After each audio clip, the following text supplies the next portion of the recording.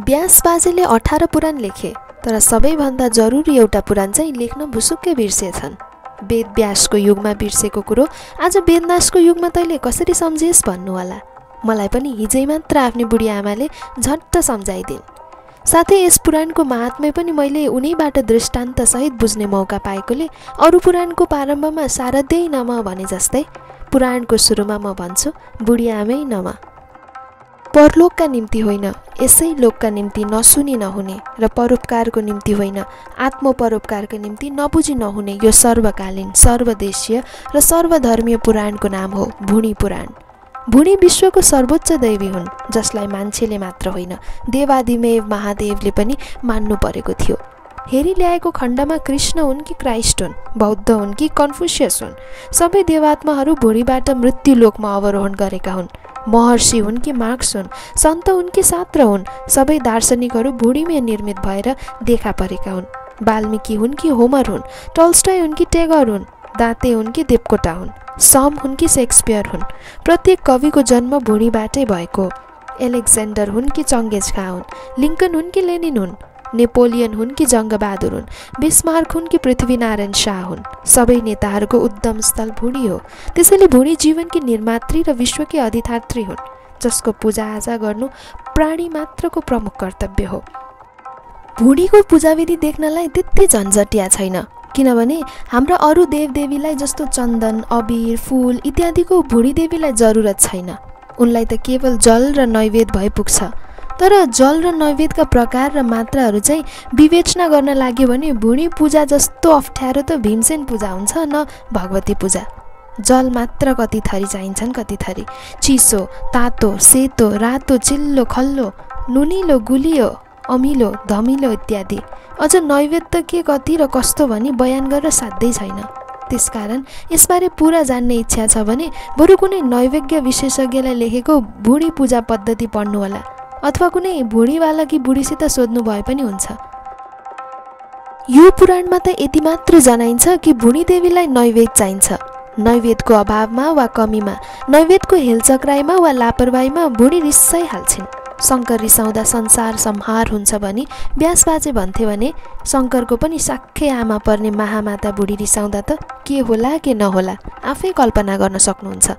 विश्वमित्र जस्ता नैष्टिकलाई कुकुरको मासु कोच्चाएको कुरादेखि लिएर विश्वका कैयौँ नेता र जेताको जुगमा क्रान्तिको आगो सल्काउँदै र भुँडी देवीलाई मच्चाएका घम्साघम्सी र ध्वाँसाध्वाँसी कसलाई थाहा छैन र।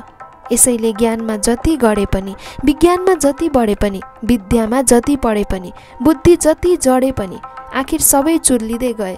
ओ भन्छ भनी ऋषिहरू भन्थे, तर मलाई लाग्छ त्यो अक्षर ओ होइन आ भन्छ। यसकारण प्रत्येक बिहानै कुखुरी काँको साथै प्रत्येक घरका केटाकेटीहरू मुख बाइहाल्छन् आ। अनि रातो रातो जल र मिठो पिठो जे जति पाइन्छ नैवेद्य चढाउँदै भुँडी पूजाको कार्यक्रम सुरु गर्नुपर्छ। घरमा होस् कि होटलमा होस्, ब्यारेकमा होस् कि होस्टेलमा होस्, ट्रेनमा होस् कि प्लेनमा होस्, बाटैमा होस् कि घाटैमा होस्, आखिर जहाँ भए पनि हातमुख जोड्दै सम्झनुपर्छ। नमो दैव्य पियट दैव्य सर्वदैव्य तथेच आन्द्रा आन्द्री समेताए भुँडी दैव्य नमो नमः। भुँडी पूजाको यस कार्यक्रममा अलिकति बाधा पर्यो भने आफ्नो बुढी रिसाउनुभन्दा पहिले घरकी बुढी रिसाउँछिन् र घुर्की लाउँछिन्। तपाईँको त सिङ्गल बुढी त हो नि नभन्दै उनको बुढी साह्रै चमत्कारिक हुन्छ। आखिर गनेर ल्याउँदा बुढाबुढीदेखि लिएर बुढाबुढीसम्मका सिङ्गा बुढी र बुढीको बुढीभित्रको बुढी समेत जोडी प्रत्येक घरमा साला खाला 7.5 भन्दा कम बुढी पाइनस् मुस्किल छ। अनि कतिको भुँडी पूजा कतिपल्ट गर्ने। त्यसैले कोही कोही गुनासो गर्छन् भुँडी पूजाको झन्झट नहुँदो हो त म के नगर्थे। हो पनि मान्छेलाई त्यो झन्झट नपरेको भए ऊ सत्यवादी हुन्थ्यो, सदाचारी हुन्थ्यो, अणु बम बनाउने खर्चले समुद्र पुर्थ्यो, आकाश उतार्थ्यो। तर मलाई लाग्छ यी केवल धाकै मात्र हुन्। भुँडी नभएको भए मान्छे सुत्थ्यो, कुम्भकर्ण सुते जाइ, अनि जङ्गल जङ्गलै रहन्थ्यो, मान्छे जङ्गलभित्रै हुन्थ्यो। सबैलाई थाहै छ बुढी स्वयं परमेश्वरी भएकोले प्रत्येक प्राणीमा उनको अंश नभएको हुँदैन। अर्को शब्दमा प्रत्येक व्यक्ति भुँडीको एक अवतार हो। उसित सानो होस् या ठुलो होस् एउटा भुँडी हुन्छ। त्यसैले मान्छे उखान गर्छन् जहाँ जान लागे पनि भुँडी सँगसँगै जान्छ। नभन्दै गोसाई थान जाने यात्रु हुन् वा अन्तरिक्षका यात्रु हुन्, सबैले सबभन्दा पहिले भुडी जोहो गर्नै पर्छ। कोही राष्ट्रसङ्घीय काममा लागेको होस् वा कोही मल सोहोर्न लागेको होस्, मुख्यतः सबैलाई भुडी पूजाले नै प्रेरित गरिरहेको हुन्छ। गधा झैँ लादिन परोस् वा गाई झैँ दुहिन परोस्, कुकुर झैँ दैलो दैलो ढुक्नु परोस् वा लाटो कोसेरो झैँ रातभरि जागराम बस्नु पर्यो। ऐनकिन प्रकारण भुडी पूजा गर्न सकिएन भने घरबार सब पुरपार पारी कि रानी पोखरी ताक्नुपर्छ कि डाँडो काट्नुपर्छ। आखिर सत्य कुरो यही हो। ऐनकिन प्रकारण उदर परिपुरेत, सबैले थाहा पाएकै छन्। यही भुडी पूजाका लागि हाम्रा कयौँ पुर्खाले परचक्रीको दैलो कुरे, हुक्काको नलीदेखि बन्दुकको नालीसम्म बोके। अझै कयौँ बुढिया र दुलै नानीहरू भुडीको पूजा सामा खोज्न निस्केका आफ्ना छोरा र दुलाहाहरूको प्रतीक्षामा आँखा तान्दैछन्। त्यसैले त भनेको प्रत्येक प्राणीमा भुडी देवताको अंश हुन्छ। अर्को शब्दमा प्रत्येक भुडी मिलेर देश वा समाजको विशाल भुडी बन्छ र विशाल विशाल पनि जुट्दा भुडीको विराट रूप बोध हुन्छ। उस्तै र उत्रै भए पनि प्रत्येक भुडीको बेग्लै आयतन हुन्छ। नैवेद्य ग्रहणका तारिक ग्रहहरू विभिन्न किसिमका छन्। यस दृष्टिले हेर्ने हो भने भुडीलाई मुख्यतः 4 भागमा वर्गीकरण गर्न सकिन्छ। तीमध्ये पहिलो छ हाँडी घोप्टे भुडी। सकेसम्म अरू साराको भाग आफ्नै भुडीभित्र घोप्टाएर दुनियाँमा भुडीवादको सिद्धान्त लागू गर्न हाँडी घोप्टे भुडी सधैँ हाँडी जस्तै मुख बनाइरहेको हुन्छ। कर्म न कुकर्म, शर्म न बेशर्म, धर्म न अधर्म, कुनै कुराको छ्यान विचार नगर्ने हुनाले नैवेद्यका ठुला ठुला स्रोतहरू हाँडी घोप्टे भुडीकै सामु घोप्टिन पुगेका छन्।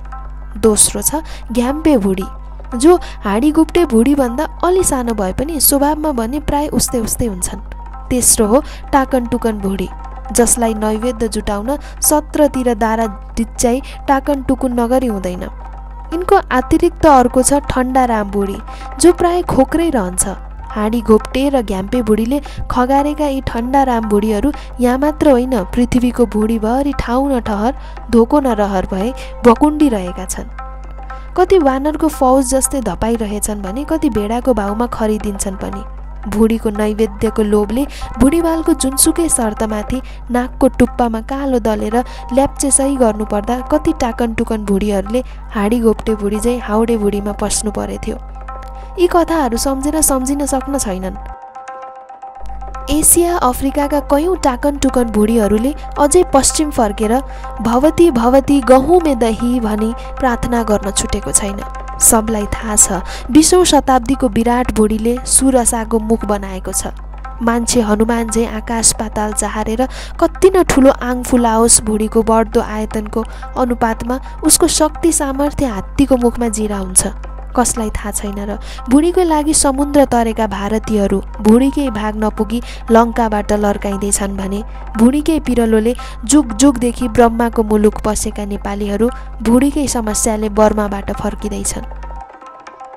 भुडी पूजाका लागि मान्छेले के सोच्यो, के सोचेन, के गर्यो, के गरेन बयान गरी साध्य छैन। सुरुमा काँचो तरुल र भ्याकुरले भुडी पूजा गर्ने मान्छेले आज पृथ्वीको कुनै छेउलाई बाँझो रहन नदी हलो चलाई नैवेद्य फलायो। तर एकले अर्कोको अस्तित्व आवश्यक नठान्दा भुडी भुडी भकुरा भकुर गर्न थाले। बलियो भुडी घ्याम्पे भए, घ्याम्पा घ्याम्पा जुधे। कोही हाँडी घोप्टे हुन पुगे त धेरैजसो ठन्डाराम भुडी भई भकुण्डिए। आखिर अरबौं ठन्डाराम भुडीहरूले रुन्चे स्वरमा चिच्याउनु पर्यो। भुडी पूजा हुन्छ भने सबैको हुनुपर्छ। फलस्वरूप मार्क्सले भुडी पूजाको सम्मान पद्धति सोचे। भुडीवालाहरूले उनलाई उडाए। तर आखिर कतिपय देशमा ठन्डाराम भुडीहरूको ध्यान त्यता नगई छोडेन। यसै गरी करोडौं ठन्डाराम हाँडीहरूले भारतमा सर्वोदयको सपना देखे भने लाखौं ठन्डाराम हाँडीहरूको उचित पूजाको लागि नेपालले भूमि सुधारको योजना लागू गर्न परिरहेछ। त्यही पनि हाँडी घोप्टे र घ्याम्पे हाँडीहरू ड्यार ड्यार डर डर गरी भर्सेलीबाट भाग्नु परेको बिरालो झैँ नाक बजाउँदैछन्। तर नैवेद्यको जोरजामका लागि कसिएका 95% भुडीहरूको माझमा न्यू खोज्न लागे भने उनीहरूको जुगानुजुगदेखि टन्किएको भुडीले मादल र दमाहा बज्नुपर्ने कुरा स्वयं सिद्ध भइसकेको छ। कुराको जरो यही हो। मैले यो भुडी पुराण पनि भुडी देवीकै उपासनाको लागि लेखेको हुँ। जुन दिन भूमि सुधारको महामेला सकिएर खोजे जस्तै गरी सबैले भुडी पूजाको सौभाग्य पाउलान्, त्यसै दिन व्यास बाजेका 18 पुराणमा 19औं महापुराणको रूपमा मेरो भुडी पुराण कसो नजोडिएला त।